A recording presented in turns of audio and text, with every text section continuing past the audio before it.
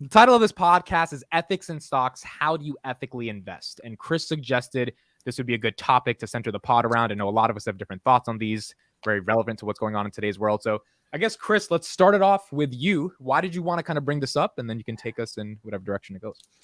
Because I think there's a lot of debate going around with regards to like ESG, and a lot of companies seem to be losing money following this ESG trend because they're going counter narrative to what consumers actually are interested in and consumers want. And that agenda that's being pushed by companies like BlackRock and everything else, they're starting to actually have a negative connotation on the companies, right? And there's also a level of hypocrisy that just keeps coming up that I can't get my head around, which is like, how do you have cigarette companies, which kill, and me and Carlos were talking about this earlier, 50 million people a year, and they have a better ESG score than Tesla or Twitter or, you know, even smaller companies than that. So it just goes to show that, like, how much hypocrisy is this really? Like, the first one, environmentalism, it's just like, and what is it? ESG is equity, right? Equity, sustainability, and Governance. and governance. Yeah, it's just Sorry, to me, environmental social governance. I'm starting to just really harp on this because a lot of time when I first heard about ESG and DEI and all these other things, I thought these were like good initiatives. Okay. Like on the face level, on the surface level, I thought, you know what, this will be good for the world.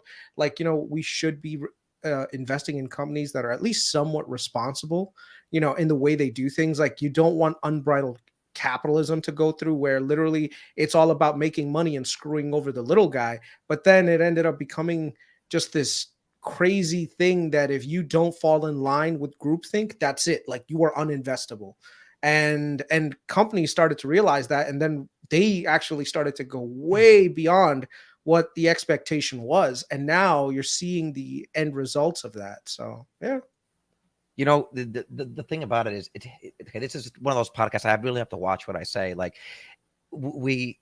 there are serious nefarious intentions involved with this. This is what we were saying when I was talking to Chris on the phone. This is the first time that we've seen markets have some sort of like a mafia now. They're like, this ESG is a mafia that can actually control what these companies do. How do they control what these companies do? I mean, I sent you a video and we can play some of it. It's because even if you're not trying to say invest in BlackRock, if you've got index funds, if you have money in any sort of index funds or any of that stuff, they've got your money. And what they do is they have all of the voting rights. And so then they can push the CEOs to do whatever the hell that they want. And if you don't listen to them, and you understand too, they're working globally. So they have people, representatives from like the UN and whatever, pushing these ideas from other world governments. So what does that mean? If you don't go along with what they say, like, remember the video we played? You have to force behaviors. Remember this idea? This is what he was talking about. Yep. And so he's saying, if you don't do what we want you to do, you're just not going to have access to capital. Or we're going to have some financial sanctions on you. I mean, do you think like the Bud Light CEO woke up one day and decided that that's what they wanted to do for their campaign? That's not what happened. This is being pushed on them. And if you're a CEO of a company, you either have two choices. You either go along with it and protect it, right? And save face to the shareholders, or you get fired and they put somebody else in there.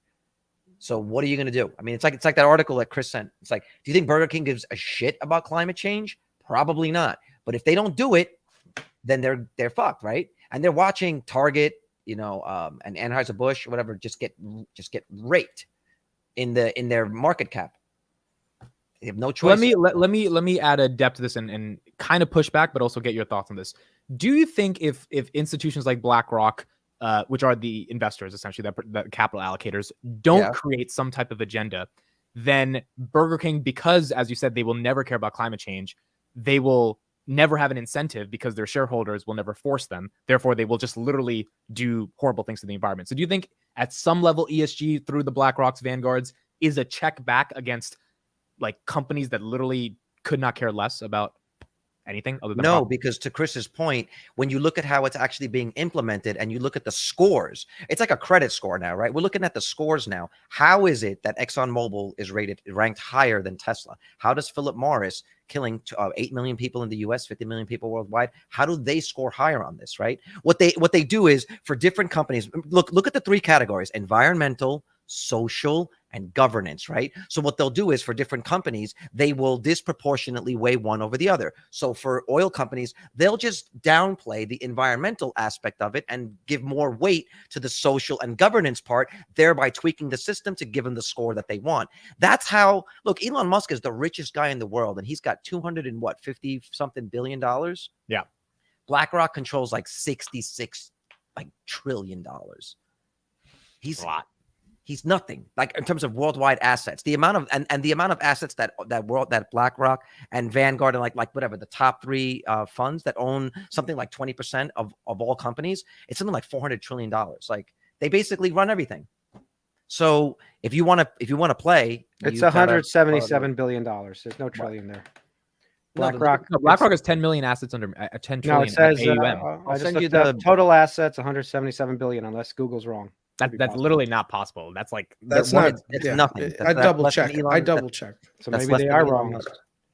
Yeah, that's probably like 3 companies for BlackRock. It might be their market cap, but it BlackRock look at total assets. Oh yeah, that's their market, right? That's their market cap of the that's stock. That's not the assets under management. That's what I'm saying. The assets under management is in the trillions or something like 8.59 trillion as of December 31st, 2022. All right, let me play 10 trillion. In fact, 10 trillion in assets. It says. Okay. Can we? Can we play? You want to pull up the Patrick Bet David video? You want to pull that up? Yeah, if you want to. I mean, I have it. If I can share, I have it.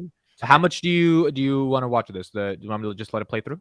We don't. Yeah, you can just play a little bit of it and stop it periodically. This is a great. If you don't follow this guy, you guys got to follow this guy. But this is a great overview. It's like 17 minutes, but it just gives you runs the entire gamut of what ESG is and how it's being used. So we can just like skip through because I know the whole thing. I can tell you when to skip.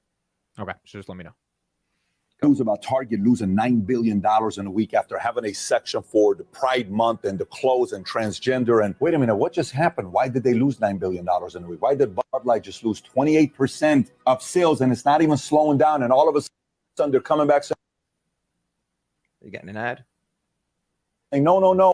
We love our drinkers and we're not going to do this Dylan Mulvaney thing. And then ESG comes out and says, oh, you guys had a perfect score, Anheuser-Busch. But after the way you handled yourself with Dylan Mulvaney, we are lowering your score and they're so scared. What happened to CEOs? Number one customer being the buyer, you and I, then their employees, then the investors. Today, these S&P 500 companies, why are they so scared of BlackRock? Why are they so scared of their ESG scores? We're going to take a deep dive into that topic in this video.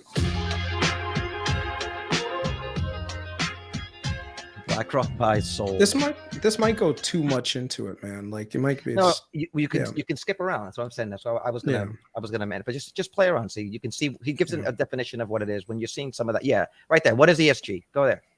Social and governance, hence ESG, issues in its day-to-day work and operations. These risks include matters like carbon emissions, employee safety, and board diversity. The system uses analysts and algorithms to calculate environmental, social, and governance ratings that are then combined into a score. So where did ESG come from? In 2006, the United Nations enacted the Principles for Responsible Investment, PRI. PRI is a set of 6 principles that outline how investors can integrate environmental, social, and governance ESG factors into their investment decisions. The PRI has been signed by over, 3,000 investors representing over $40 trillion in asset under management. These are the 6 principles of the PRI. Number 1, incorporate ESG issues into our investment analysis and decision-making process. Number 2, seek to ensure that our investment activities are aligned with our commitments to responsible investment. Number 3, disclose our investment policy and procedures in relation to responsible investment. Number 4, encourage investment managers to incorporate ESG issues into their decision-making process. Number 5, work with investee companies to promote responsible business practices. Investee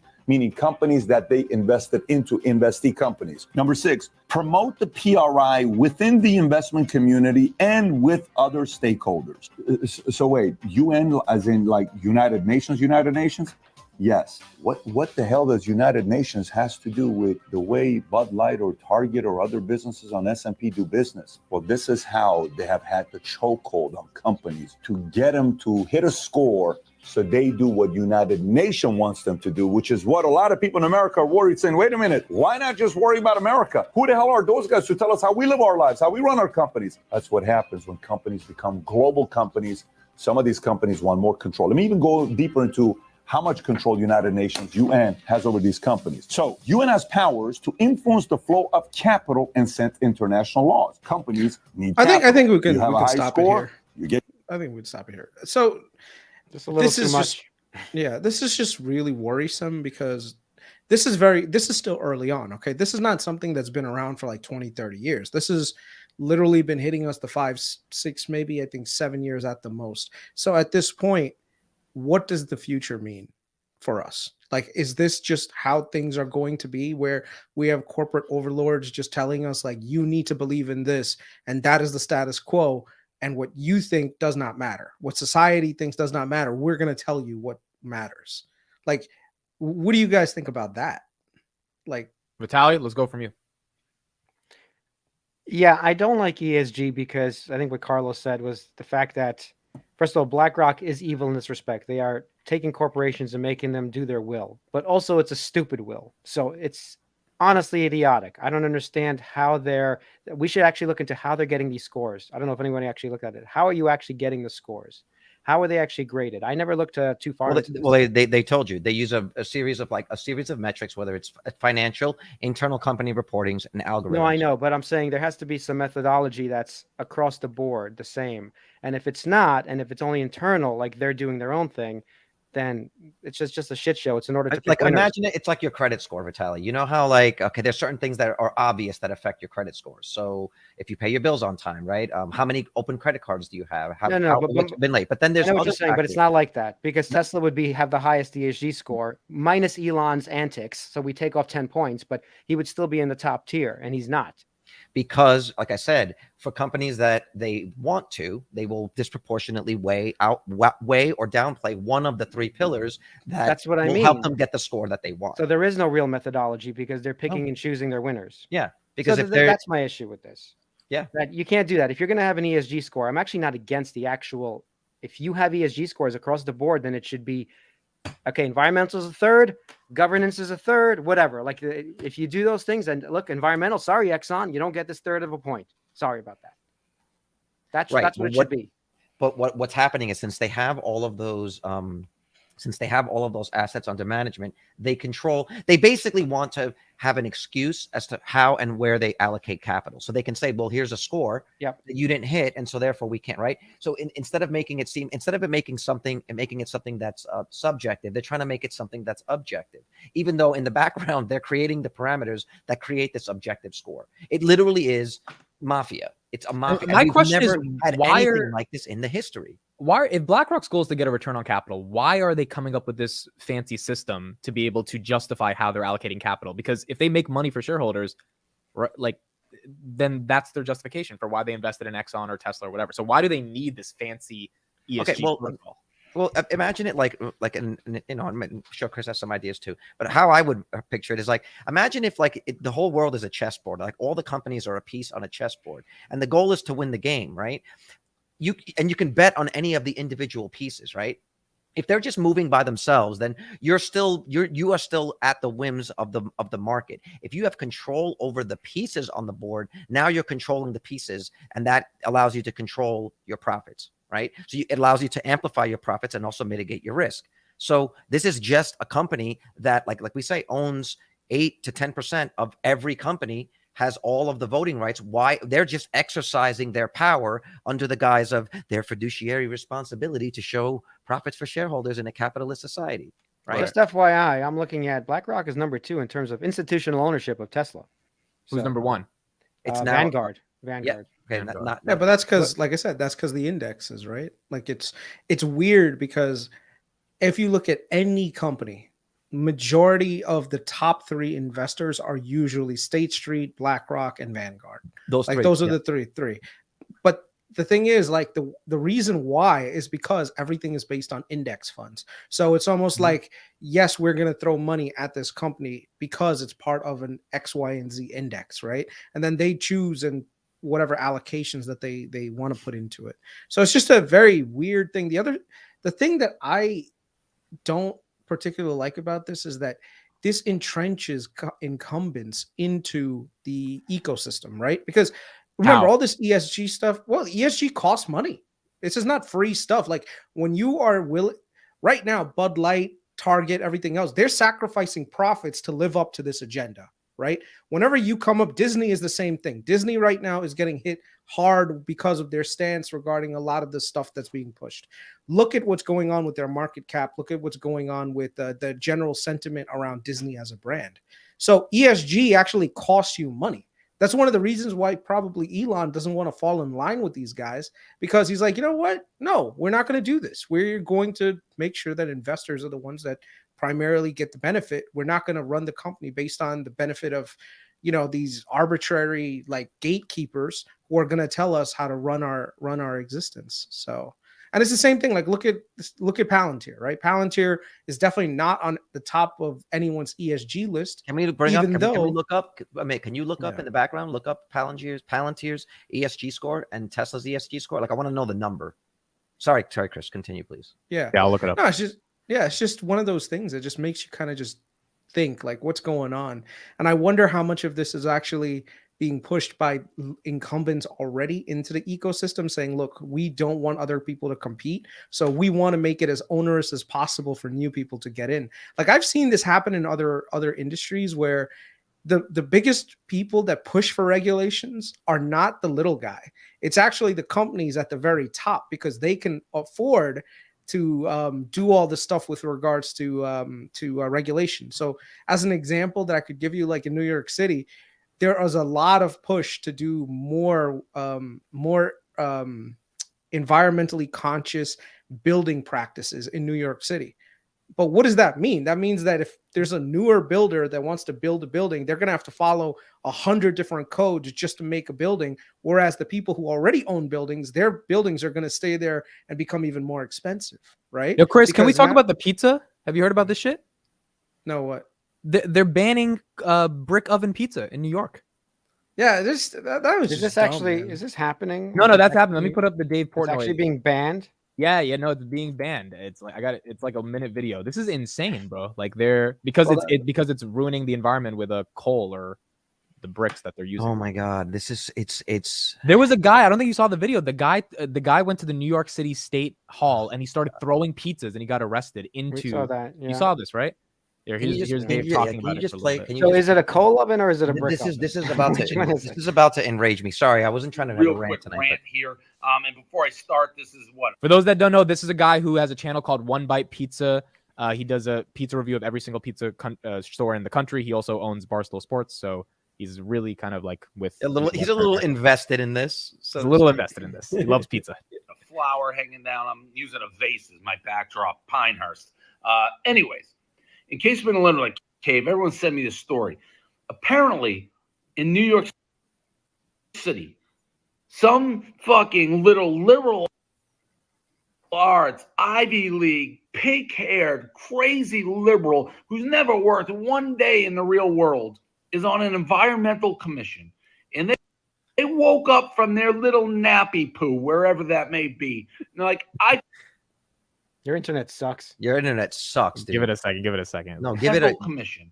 And they woke up from their little nappy poo, wherever that may be. And they're like, I figured out how to save the world today. We have to get rid of coal oven pizzerias in New York City. We got to stop that. The emissions, I guess, is pollution, blah, blah, blah. You know what? Pizzerias use coal ovens. All the best. All the best. John's a Bleecker.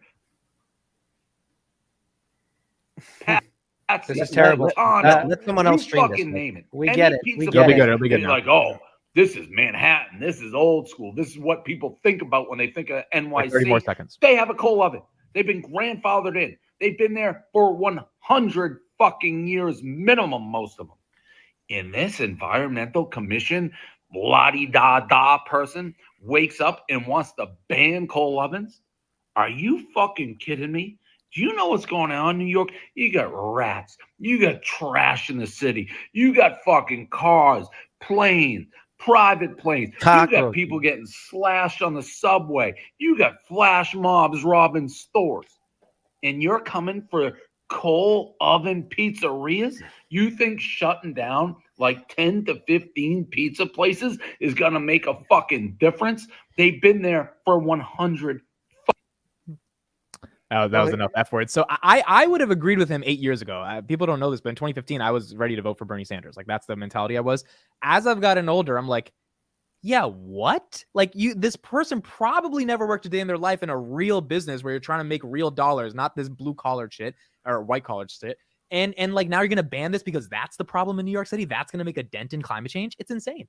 It's ridiculous. The thing is, the ESG, the 3 pillars of ESG are make an incredibly easy target. That's a great one. What are the rats going to eat? I used to live on the last stop on the 2 train, Flatbush Avenue, right there. Like, dude, I've seen some rats that literally had like a saddle on the back and like little kids could go for a ride. They were bigger than like the quarter machines that you. Chris lives with them. He saw all of them last week in his apartment. Anyway, my point is, each of those pillars allows BlackRock or the companies involved in this to attack any corporation or any industry that they want. Because, for example, if you want to attack the food industry, that's a great way. You can always use the environmental aspect. If you want to use the social aspect, that you can go after other companies, right? And governance will allow you to go for other ones. So that's how they were able to calculate. That's how they're able to essentially snipe any of these companies to get them to do whatever the hell that they want. And the problem with it is it is so blatantly hypocritical. Hold on. This is coal? Okay. So this is a nothing burger, by the way. There's 15 pizzerias who do coal. But the problem is not that the ESG thing. The problem is that the people in charge in New York City have nothing better to do. That's the problem. Okay. It's not the ESG thing at all. It's why are you going after 15 businesses? That doesn't even make a dent. Or let's say it's 50 businesses, whatever. It makes no dent to anybody that these 50 businesses are going to have a problem. There's so many other problems. In fact, Louis Rossmann, if you guys follow his like a soldering channel, he talks about the problems in New York City businesses that they actually just fine for all sorts of stupid shit. It's hard to have a place in New York with all of the paperwork. Like anything that happens, then you're sort of screwed and you're stuck in the system. So there's other bigger issues which affects all businesses. Why aren't they going after the big issue? But then let me ask you, if that's what I'm saying. Why aren't they? What are they going after the 15? But there's a reason, dude. It's low hanging fruit. Nothing. Fruit. But why? But why pick that low hanging fruit? It's easy. It's easy to get something done and feel like they can show to their bosses they did something. But nobody agrees with it. Like literally nobody agrees with it. Who's making money? I hope they don't. But I'm saying like when they thought, oh, this would be easy. We knock out 15 businesses. And like, honestly, I think we're giving it too much credibility. Like there was some sort of master plan here. This is not an ESG problem, dude. This is just they want to control everything in New York and the buildings.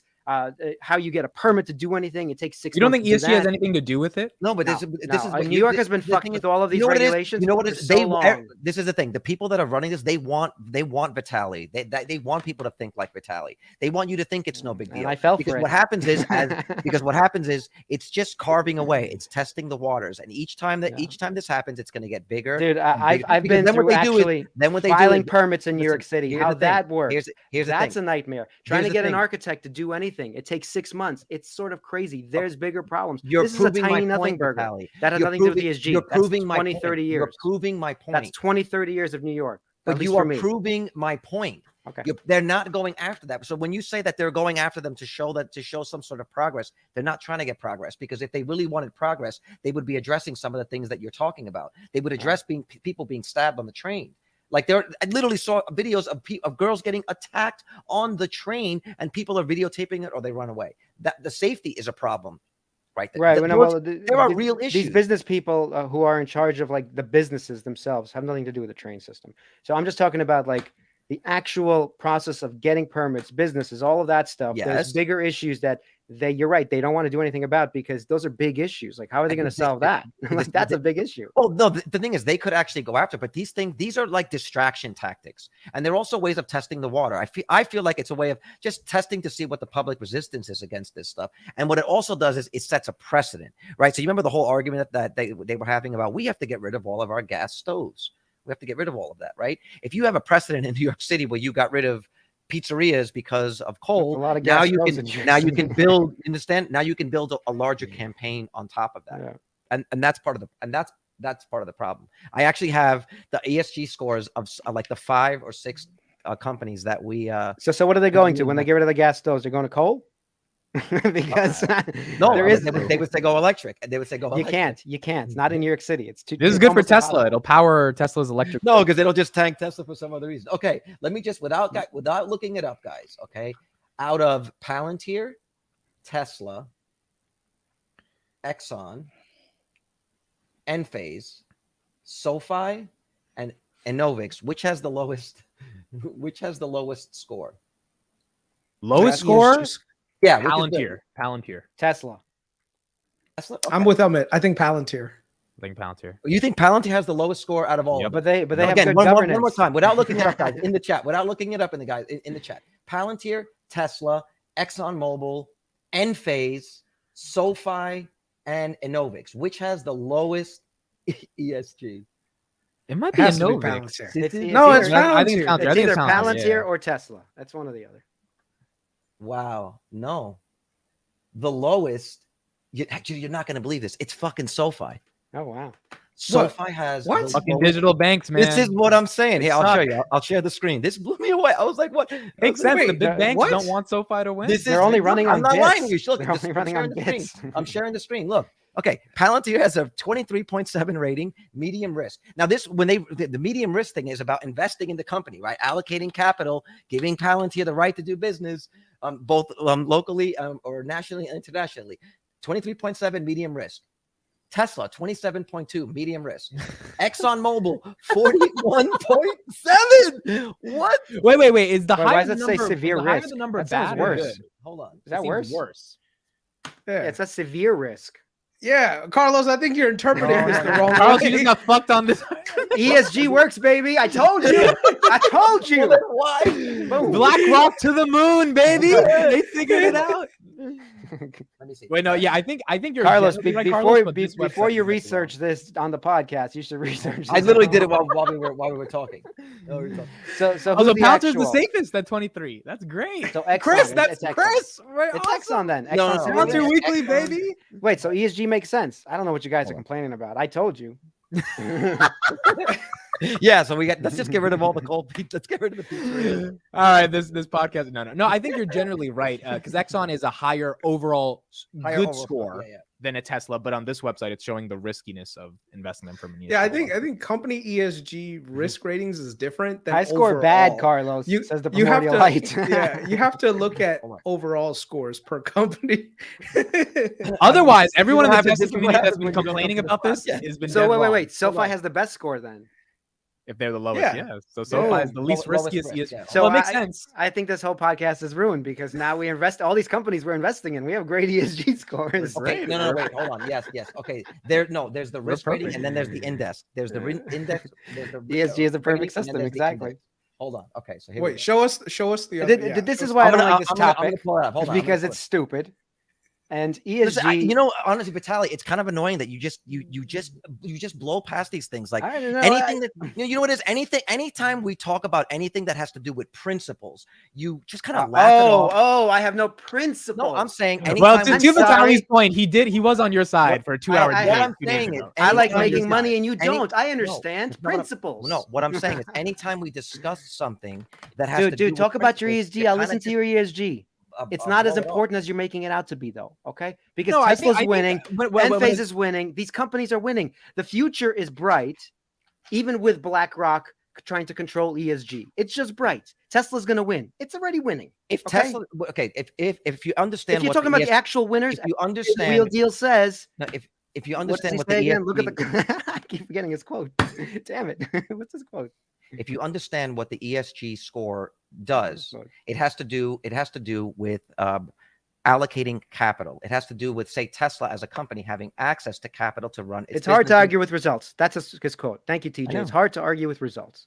So here's And- the thing. Here's the thing. I think you are right, Vitaly, that the companies are going to win no matter what. However, the discussion is still incredibly important It because is. to It Carlos's is. point, It is. right? I don't think Tesla's at the risk of losing massive capital because they're profitable and they're doing well. But the next Tesla in the next 20 years that has to put up with bullshit like this because a cigarette company is more investable to BlackRock than them. That's the issue. So I Let think me the ask you a discussion's question, still though. Let me ask you a question. Okay, so right now, all the incumbents, basically, we know they get legal loopholes. They have all the money to have the lawyers, the lobbyists, et cetera, et cetera. So they create the laws that makes it harder for everybody else to get into the system, right? So Right. it's always going to be harder for the small guy. It's just always is. Without ESG, with the No, ESG, the but to lobbyists are Chris's still point, there. no, The but to government is Chris- still trying to shit on you. listen, They're okay, still okay, taking okay, payoffs. listen, but to Chris's point, This is they all own happening. to Chris's point, they own 20% of everything. So no matter who wins, they win. Why are they trying so hard to control the winners if they win anyway? This is what you're not addressing. No, I do understand. And I understand No, why you're they're not trying to do it. understanding that, because No, look, it's not cool. They don't care who wins. They own 20% of everything. They own, No, they have all the they voting do rights care. on all the boards of all the companies. Look, billionaires want to actually control everybody like they're puppets. That's just the way it is. And that's why they're doing this. I agree with you. This is a real problem. But I'm saying we have 100 other problems too, besides this one. So, but yes, it's a good topic to talk about. When you say that, you're proving my point. Why are they focusing on that? If why are they focusing on the nonsense that they're focusing on? If we have real issues, that should ring alarm bells, not be like, oh, they're being stupid and focusing on this nonsense. You got to say to yourself, why would all of that money control? But why? Because it seems like it's like Chris is saying, you're making these companies, right? You're bankrupting some of these companies. You know, where did the $15 billion that was in Bud Light go? Where did the whatever 20 billion in Target? Where did that go? So, look, Carlos, let me ask you this question before we get to fan questions. I put the StreamYard link in the chat. Let's get some new people here. Would love to take questions on the last pod of the work week. Does this really make you lose sleep at night, or is it just something you think about? Or do you actually like, man, I really am scared of BlackRock? You're saying me? Yeah, you. Like, do you actually think about this deeply? I try to, yeah, I mean, I'm not necessarily losing sleep over it, but as an investor, I'm trying to think like 10, 20 years down the line. Because look, again, this goes back to the conversation the other day. VITALY and I were around 20 years ago. The world was just fundamentally different. You don't have an idea of what the world was like back then. And it was better. In a lot of ways, it was better, dude. It was a better world. I would have felt more comfortable. I just didn't have the experience, the knowledge, or the money. I'm saying I didn't have the experience, the knowledge, or the money to be able to invest the way that I can today. Had I have had that knowledge, and even just like the internet in like 2002, where we had just some access to some basic data or even articles to be able to make smarter investments, it would have been, we both would have been absolutely 100% retired in 8 to 10 years without even thinking about it. Now it's just a lot harder. And when you go through something like what we went through in 2001 and all of the backlash after that, and seeing how predatory our governments were to pounce on that event in a way to capitalize and essentially create this world that we're living in now that is basically forgotten. Like, I have to remind myself sometimes that there are TV shows, there are movie references, there are things that you didn't ever see. When we talked about like Game of Thrones, you didn't watch that, or Terminator 2, you haven't watched that. It's like I have to remind myself sometimes that we are from a different generation. So now I'm saying to myself, what's it going to be 10 years from there and 10 years from there? And I do feel like we in that Gen X generation are like this like stopgap. Like, once we all die, literally, once everyone, the last person from Gen X dies, there is not a single person in the history of civilization that was born before the internet. That's a huge. That's crazy. Wait, and they're all going to click the EULA and agree to everything. So don't worry about it. Say what? Yeah, they're all going to click the EULA. So AMIT and his children will never question the EULA. Agree. What's a EULA? Oh, you don't End even know what a user EULA license is. agreement. Oh, End user license agreement. That's the accept cookies, all that shit. He doesn't even know what it is. This is crazy. He just clicks. Yeah. Bro, I've never read a terms of service in my life, bro. I'm like, the fuck, I'm not reading this shit. Try to read one. You should read one on your podcast one day. It's scary. It's gonna scare me. So I'm not gonna accept it if I read it. So. I did once for one of the original iTunes. I sat there and I forced myself to read the one for iTunes. The verbiage is incredibly difficult to understand, and I would say by design. And it takes forever. You might as well read something. It might as well have been written by Tolkien. You know. I'm gonna put it to ChatGPT and summarize it. All right, we got someone backstage. Wait, before Chris, last thought, get backstage.